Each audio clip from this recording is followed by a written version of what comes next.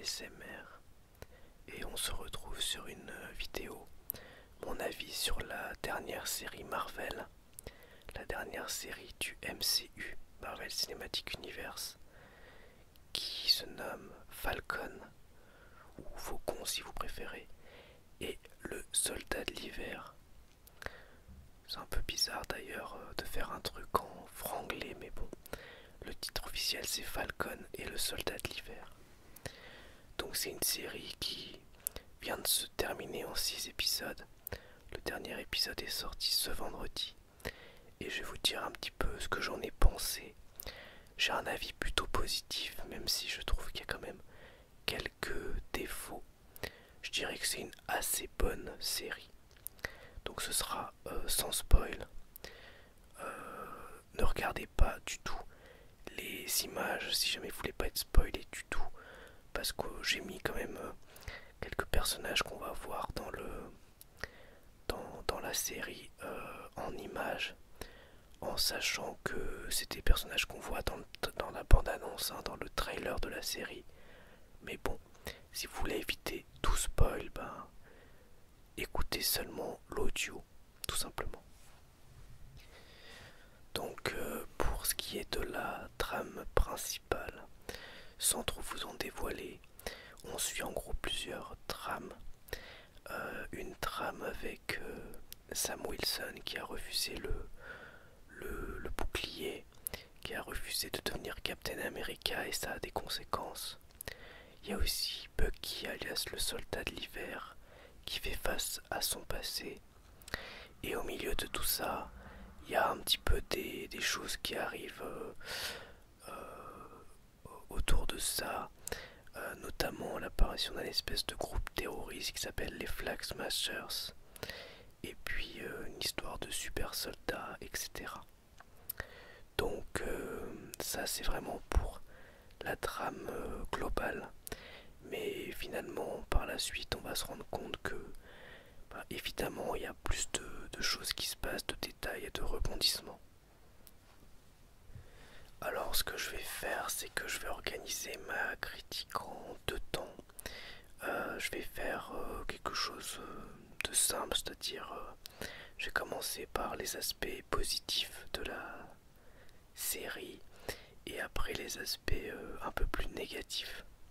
Mais avant de rentrer là-dedans, je vais vous dire que en gros cette série, elle est dans la continuité d'un Captain America et le soldat de l'hiver et Captain America Civil War, que ce soit dans sa réalisation ou dans ses chorégraphies, ses enjeux. On est clairement dans des réponses à des choses amenées par ces films-là et des choses qui ont été un peu oubliées après par le fait que on a eu Thanos et tout ça à préparer. Donc on revient sur des choses un peu plus entre guillemets terrien, si on peut dire. Mais moi ça me va. Surtout que j'avais bien aimé tout cet aspect un peu guerre froide du soldat de l'hiver. Et du coup on retrouve un peu le côté politique là-dedans qui est plutôt intéressant. Alors dans les points positifs de la série, je dirais que j'ai trouvé les personnages du Faucon et du Soldat de l'hiver très convaincants. Alors j'aimais beaucoup déjà Bucky. J'aimais déjà beaucoup Bucky avant, mais il avait été un petit peu mis de côté avec Infinity War, Endgame. Et donc ça fait du bien de le revoir, en sachant que voilà, c'est un personnage assez torturé qui cherche une rédemption. Et j'ai bien aimé, même si j'ai trouvé que le personnage était quand même des fois un petit peu sous-exploité, que ça pourrait aller plus loin. Par contre, j'avais pas d'affection particulière pour Sam, pour le Faucon. Et je dois avouer que finalement, je l'ai trouvé convaincant et je me suis attaché au personnage au cours de la série. Donc en ça, la série fonctionne bien. J'ai trouvé aussi qu'il y avait certains aspects de réalisation qui étaient très réussis. Enfin, déjà les effets spéciaux en général sont réussis. Les, les, les combats aussi. tout ce qui est chorégraphie de combat, même si des fois ça pourrait aller encore plus loin, mais j'ai trouvé que c'était réussi. Alors j'aurais aimé, comme je disais, qu'au niveau du soldat de l'hiver, ça aille encore plus loin des fois dans certaines scènes, parce que je sais que dans Captain America and the Winter Soldier, il y a des scènes de combat magistrales. Mais bon, là, Bucky, il est plus en mode automatique, on va dire. Maintenant, c'est un humain vrai. Donc il a ses failles, donc à la limite, ça peut s'entendre. J'ai trouvé les scènes de combat aussi avec le Faucon très très réussies. Et là où son personnage me fait vraiment pas marquer, dans ses entre guillemets pouvoirs, son armure et tout ça dans les films d'avant. Peut-être parce que tout simplement il était toujours relié à un personnage secondaire. Là j'avoue que je trouve que ça fonctionne bien. Dans les aspects positifs aussi, j'ai trouvé que la bande son est excellente, elle fonctionne très très bien. Il y a des thèmes qui sont très épiques, donc ça c'est vraiment un bon point. Et aussi il y a des personnages qu'on retrouve, qu'on avait déjà vus auparavant et qui crèvent l'écran, je vous en dirai pas plus. Et il y a des nouveaux personnages aussi qui sont réussis dans leur écriture dans une bonne partie de la série, je trouve, même s'il y a des choses qui peuvent être discutables, mais je trouve quand même que certains nouveaux personnages sont très bons. Donc ça donnait vraiment envie d'en connaître plus sur eux, d'en apprendre plus et de voir comment ils pourront évoluer par la suite. Au niveau des épisodes, donc il y en a 6, c'est assez court finalement. C'est un point positif et un point négatif. Donc au positif, je dirais que au moins on n'a pas trop le temps de s'ennuyer. Il se passe quand même toujours des choses parce que c'est court.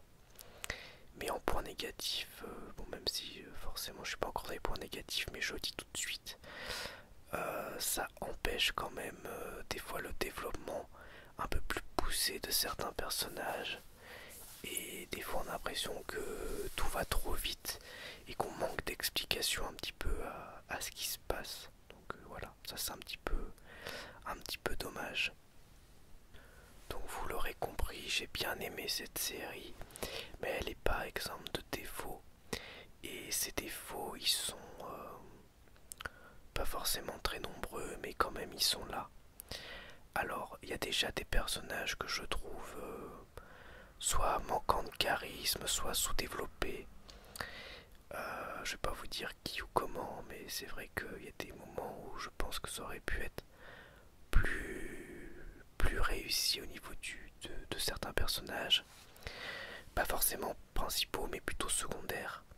Et il y a aussi des choses qui sortent un petit peu du chapeau par moment, et j'ai trouvé ça un petit peu dommage. Où on se dit un peu, ah ouais, ok, et puis on n'a pas plus d'explications que ça. Ça manque des fois vraiment d'explications et de développement. Mais comme je disais, c'est peut-être aussi le format 6 épisodes qui fait ça. Donc à la fois on a quand même du rythme, mais en même temps c'est un peu la contrepartie, je dirais. Je trouve aussi qu'il y a des épisodes qui sont plutôt réussis et marquants au milieu de la série. Mais finalement le soufflet retombe un petit peu au dernier épisode, que j'ai trouvé finalement en dessous des autres. Alors il est bien, mais finalement bon, on a assez peu de surprises. C'est assez convenu. Et j'ai trouvé ça un petit peu dommage quand même. Bon, après voilà, je trouve que la série commence doucement, elle finit un peu doucement. Et enfin entre guillemets doucement. Sans trop de grosses surprises. Mais par contre le milieu de série est vraiment top. Il y a aussi une trame politique de fond, notamment sur la condition noire aux États-Unis. Et je trouve que finalement, c'est des fois un petit peu naïf dans son traitement. Alors après, bon, ça reste grand public et c'est pour ça qu'ils peuvent pas se permettre des fois d'aller trop loin. Contrairement à une série comme Watchmen qui va des fois très loin et beaucoup plus en profondeur sur le sujet. Mais c'est vrai qu'il y a des moments où j'ai trouvé que c'était un petit peu naïf. Et bon, je comprends malgré tout les intentions. Donc je le mets en négatif, mais en même temps, je suis quand même content que ces aspects-là soient saisis dans la série et que ce soit malgré tout traité. Donc c'est un peu entre deux, on va dire. Voilà.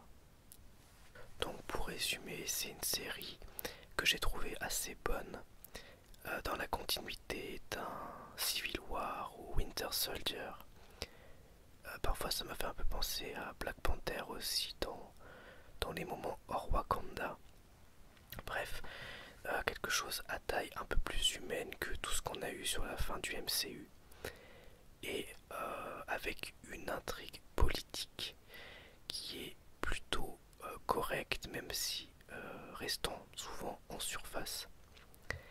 Alors les protagonistes sont convaincants, surtout donc les deux personnages principaux. Il y a des nouveaux personnages qui sont introduits, certains sont convaincants, d'autres bof. Il y a des anciens personnages qui reviennent, certains crèvent l'écran, clairement. Surtout un, je vous dis pas qui, mais vraiment je l'ai trouvé génial.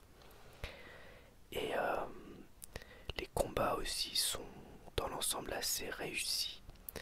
Les effets spéciaux sont réussis. Donc voilà, c'est une bonne série. Même si j'aurais aimé des fois qu'elle aille un peu plus loin. Même si j'ai trouvé sa fin un petit peu convenue. Et que j'ai trouvé aussi que l'ensemble manque de surprise et peut-être, on peut le dire, d'originalité. Mais bon, après, WandaVision avait été original et Loki le sera sans doute. Donc ça fait pas de mal aussi d'avoir un petit peu de classique, si je puis dire. Donc voilà en gros pour mon avis sur Falcon et le soldat de l'hiver. J'espère en tout cas que cette vidéo vous aura plu, que ça vous aura donné envie ou non de regarder la série. Et je vous dis à bientôt pour une nouvelle vidéo ASMR. Au revoir, merci à tous.